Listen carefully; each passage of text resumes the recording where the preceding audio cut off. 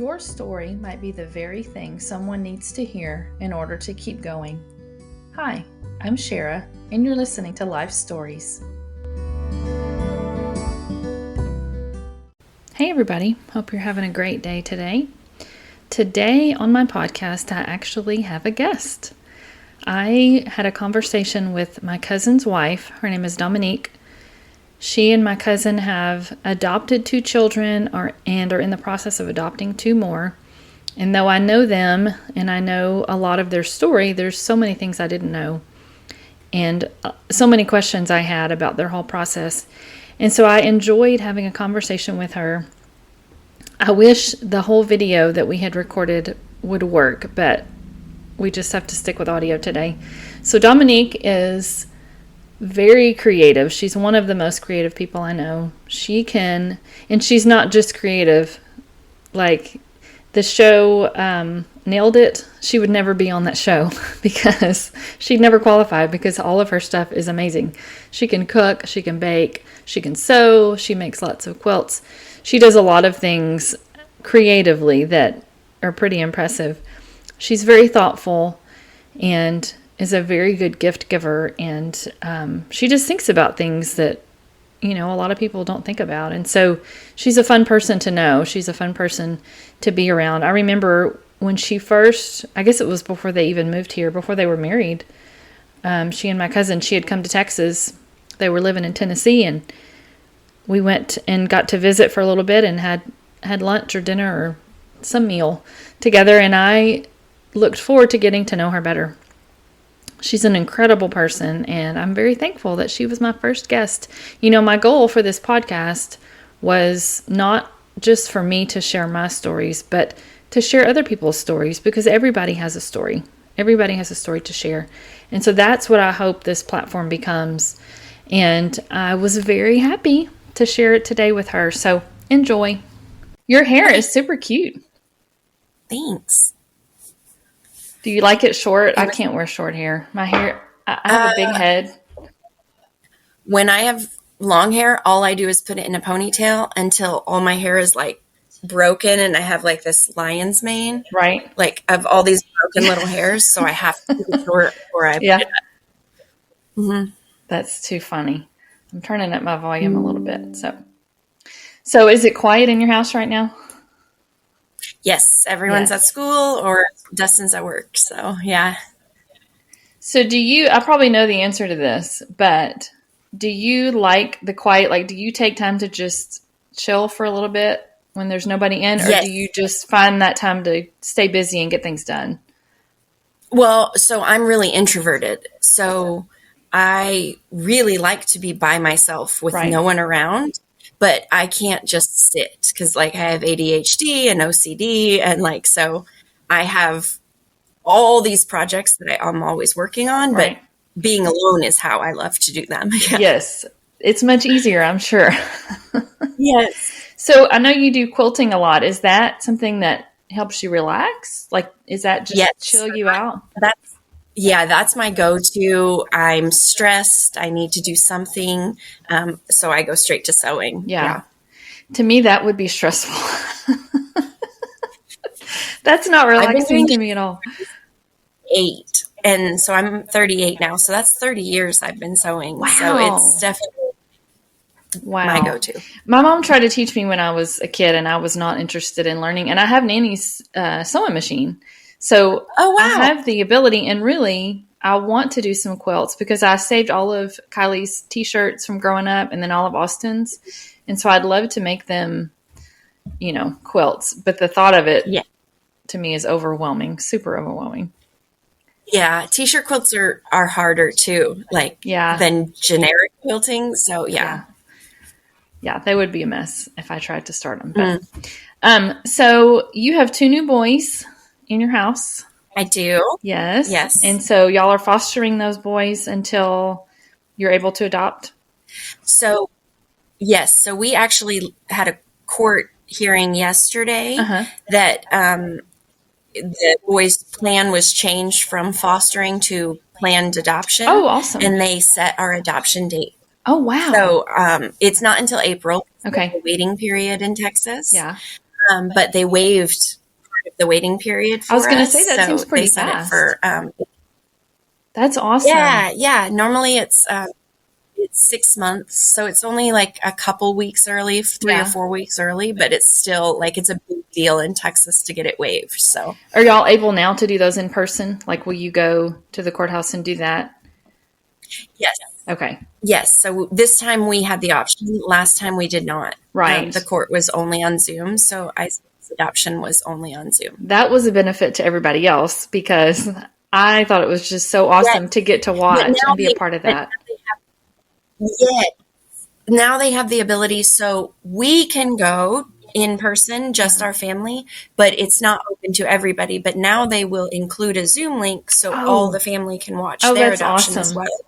So it's actually really beneficial here. I mean, the kids at school could watch it at their classrooms, and we could, they could learn about it that way as well. So it's actually really cool. Like COVID sucked for so many reasons, but it helps the foster care industry in many ways. Yeah. I loved getting to watch that whole process, and I loved what your son said when the judge asked, what does it mean that they're going to adopt you? And he said, that means they can never get rid of me. I was like, oh my gosh, I loved that. It was so precious, so precious. So I know you grew up with several adopted brothers. Is adoption something? 5 of my. Yeah. Is adoption something you always knew you were going to do? Is that something you always wanted to do, or did it just, it did? Okay. Yeah, no, when I was 14, when my brother came home, my first adopted brother came home to our family. And right then and there, I decided this was something I was going to do. That's awesome. I had kind of known my mom and her brother are also adopted. Oh, okay. So I had kind of known that, but it wasn't something that the family really talked about. Right. Until Jeremy was brought home. Yeah. And I realized, like, you didn't have to have DNA to love somebody. I loved him instantly. Right. So since I was 14, that's what I've always wanted to do. That's awesome. So you have all brothers and you are adopting all boys. Is there a reason there are no girls? Yes. Yes. So when you set out to adopt, you can set parameters. And though we had said we won't turn a kid away because they're a girl, like if that is what comes to our family, that is what comes. But we would prefer to stick with boys mostly. Okay. I know boys in foster care especially get a negative rap a lot of times, especially as they get older. Right. Many of them are labeled defiant or violent when that is not true. They're just boys.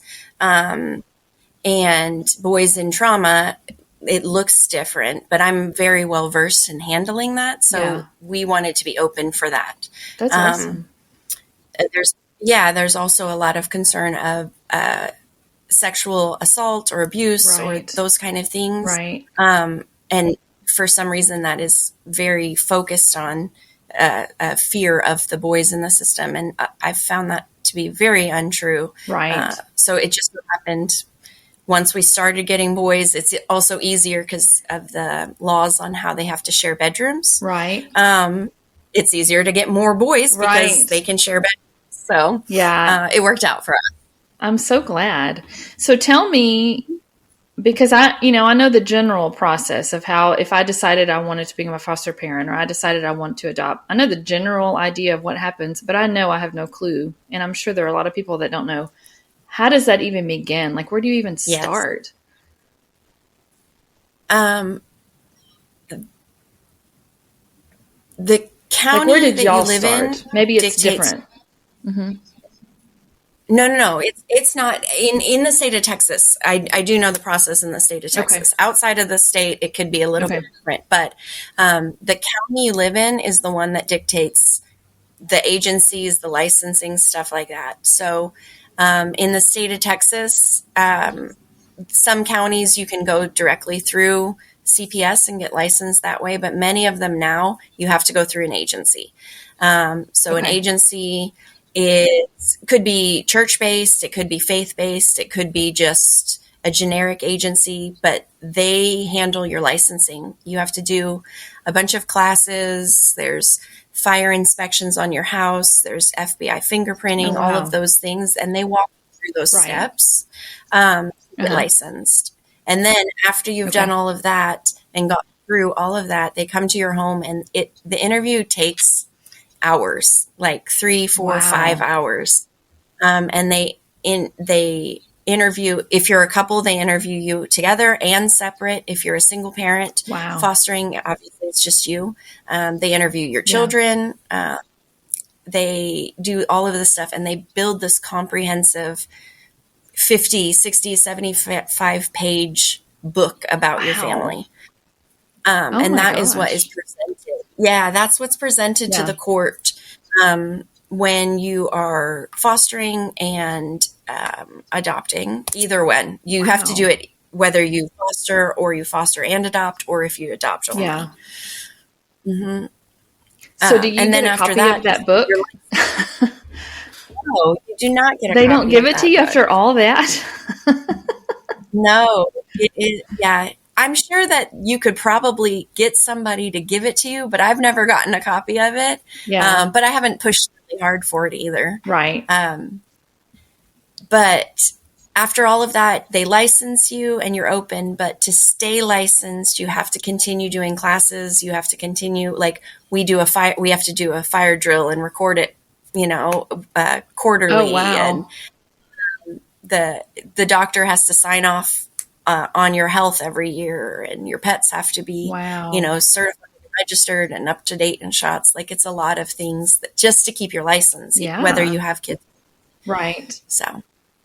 Mm-hmm. Wow. So what is the transition like? And I would think it's probably different. It would be different for your first child than it would be when you bring another child in, when you already have one. But what's the transition like when you get like these two boys that came in? Y'all are pretty set and had, I'm sure, a routine and things. Mm-hmm. What is the transition like when you get new kids coming in? It's hectic. No matter if it's planned or not planned, that first week is really hectic. It was even more so for us this time because they came early. We had planned to get them, 2 weeks after the fact, because I was having surgery and all of this stuff. And it just, I got a call at 3:00. The boys are coming today. Be ready. Well, it was Halloween, and they got here at 5:30 with no costumes, no nothing. Wow. All of their stuff just thrown into boxes and piled up in my foyer. So we were able to scrounge together costumes, go trick-or-treating, just to kind of do something fun. Yeah. And then just settle in. And the next day we kind of learned about each other and got to know each other, because they didn't have the opportunity to know anything about us. They just were told, hey, you're moving today. Whereas we had been learning about them for a couple weeks. Right. We had the opportunity to know some stuff. But it was still a scramble. You don't know their clothing sizes.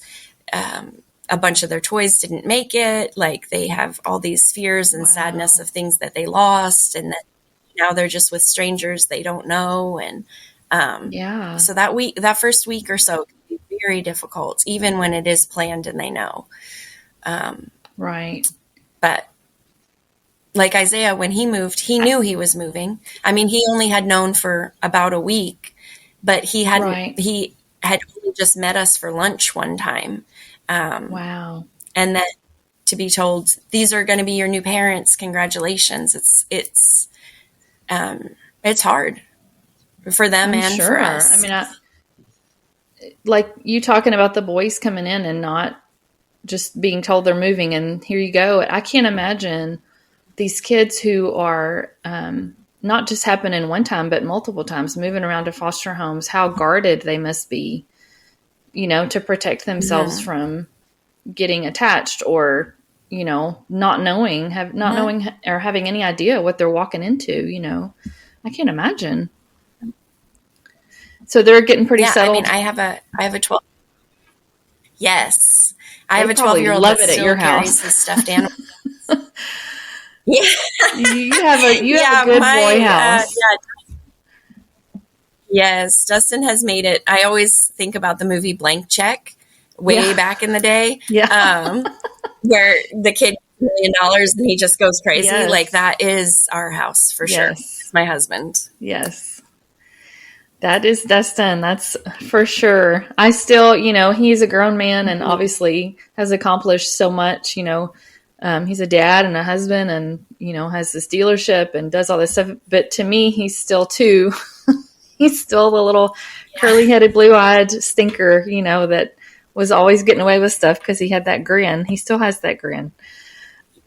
That is him. Yes. So even though Logan is adopted as well, he is 100% Dustin. Oh, yes. It is. It is.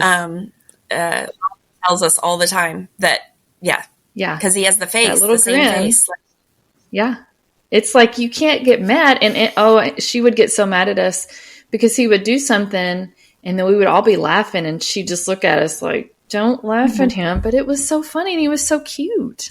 I couldn't help it. But he's enjoying life. I mean, that's what he's always done. He's just enjoyed life, which is, we need to be doing that. We all need to be doing that. So what else besides being a foster mom and adoptive mom, what else are you doing? I know you're quilting. What about school? Yes. So I just finished my master's degree. Awesome. This summer. I finished, I have a master's in family studies with an emphasis on adolescent development. Awesome. So in my spare time, I mentor other foster families. Oh, wow. Especially when they're new. So roughly 75% of people that finally get licensed drop out in the first 2 years because it's hard. It's hard and people don't have support. Even though we have training, it is still, it's not nearly enough of what you need to make it through. And so I work alongside new foster families to try and kind of help and guide them so they don't drop out. Because if they had more support, I feel like more people would do it. Right. And I write courses. So we have to do continued education every year. And a lot of it is very bland. And especially when you've been doing it for a long time, like, all that stuff. So I am trying to write courses that are more targeted. What do you do with a teenager who acts like they're 9? What do you do when you have an 8-year-old who is aggressive, that kind of stuff, so that people have more resources and more ideas on, okay, we haven't tried that. Let's try it. That's awesome. Because not everything is going to work for every kid. Right. So that's what I do. Every kid is, they're all different, I'm sure. Yeah. Every kid is different, whether they're in foster care or not. Absolutely. I'm sure one of your children did not work for another one. Right. Yeah. They were, all of mine were very different. What it was, you said in your free time, like you have a lot of free time. In your spare time. Well, I feel like I have spare time all this now because I'm not in school and my youngest is in school. Yeah, and everyone else is in school. Well, Logan goes to school till noon, 5 days a week. So that's awesome. My mornings are free. You're like a free woman. I know. So when I start talking about foster care, everyone's like, yeah, that's great, but I can't do it. So what can I, as a not called to foster parent person, what can I do to support, to help, to do something? Because maybe you're not in a season of life that you could be a foster parent. Maybe that's not on your calling, and that's not, like I said, it's hard, and people that even want to do it drop out. What could I do? So there's like 100 things that you can do, but none of them are like easily done. I wish that there was a thing that you could sign up for and say, I can make meals once a week, match me with a family. I could mow somebody's yard, match me with a family. So there's not that, but like that is my brain project that someday I would love. That's a great idea. But it is connecting with foster families. Like we have very little control on a lot of things. Like I am the one that has to take them to doctor's appointments and therapy appointments and court dates and like, the 2 weeks before Christmas, we had 18 different appointments Oh between the my two kids. Like, gosh. that is a lot. And that doesn't Yeah. count sports or karate Right. or school or daily normal things. Yeah. So a lot of things get tossed to the side, like Yeah. offering to pick up prescriptions for somebody. You can absolutely do that. Mowing Yeah. their yard, so they don't have to on Saturday. Oh Um, wow. Another thing is, so I can't show my appreciation for my caseworker. Right. I can't give them gifts. I can't buy them lunch. I can't do gift cards Yeah. because it could look like Right. favoritism Yeah.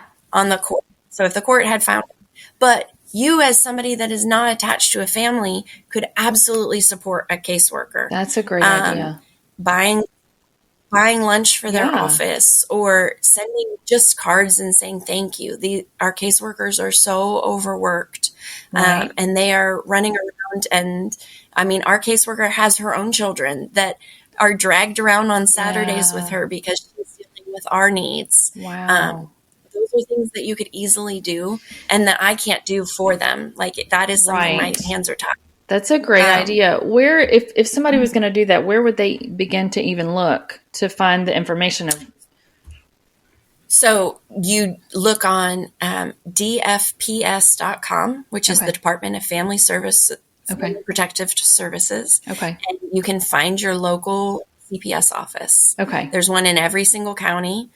That would be a great start. Okay. And they could even hook you up with foster families that maybe would need something. Maybe they have Okay. families that are in need of things. And it's not just monetarily. Yeah. Like, yes, our kids came with huge deficits that we were able to piece together Right. and make work. Right.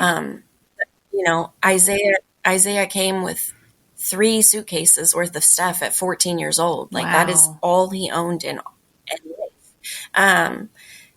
Not to say that he didn't have everything he needed technically, but there are gaps for a lot of the kids. For sure. So if you are blessed that way, go for it. But there are things you can do not monetarily. Yeah, That's a great knowing a meal idea. would come every Tuesday Yeah. would be a fantastic thing. It's one less thing that parent has to think about for the day. But that's where a big holdup is. I'm not called to foster parent, but I don't know how to help.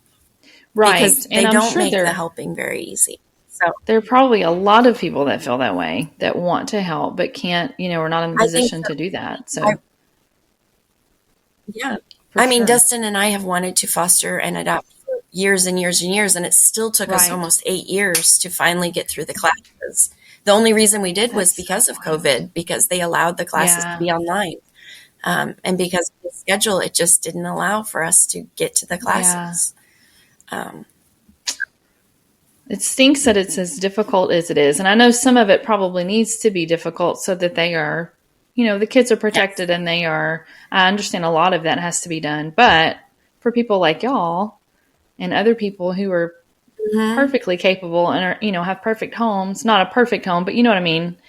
A great setting and a place for kids. It stinks that it's that hard sometimes to get through the process. Is there anything, you grew up with adopted brothers, you've adopted these boys. Is there anything that has surprised you as an adopted mom that, even though you thought you probably knew a whole lot, about all of it whenever you had those brothers, is there anything that has surprised you in all of the boys that are in your home now? Maybe not surprised me, but kind of discouraged me, I guess, was how long some of the stuff takes. Even though I know mentally, all the statistics on it takes X amount of years to help the brain rewire this much time in foster care, that kind of stuff. Even though I know that, I felt like in my heart, because I do have so much experience, I do have 24 years of foster care experience. I thought it would be quicker. I thought somehow I would be able to get over those hurdles quicker. And I was really discouraged when I didn't make some of those markers that I had in my mind. Right. They Right. tell you a lot not to have expectations. And that's hard. That's impossible to say you have no expectations. Sure. But that was something really difficult to me that, those timelines are really accurate and sometimes they're shorter. Like sometimes it takes longer than it feels like it should. So it was surprising, but some of those things can happen really quickly too. The first set of kids we had that were only in foster care. They were only here temporarily. Right. Within the first week, because I held my ground and would not budge on a certain thing. He flipped his script completely. Like it was such a visible change from he was set in this one special thing. And by the end of the week, it was no big deal anymore because I had proven I would make sure this would not happen. Right. For him, it was super quick. So I guess that gave me that boost. I'm like, okay, I got this, no problem. You got it. And then turn around and it takes so much longer for some other things. So timing, I guess. I'm sure that's very hard. I can imagine, but I'm so thankful for what y'all are doing. And I haven't got to meet these two boys yet, but the other two, and then you still have your nephew too. He's with y'all, right? Still during the week? Yes. So we I say share custody, but it's not really sharing custody, especially now. Right. His mom actually works for Dustin now.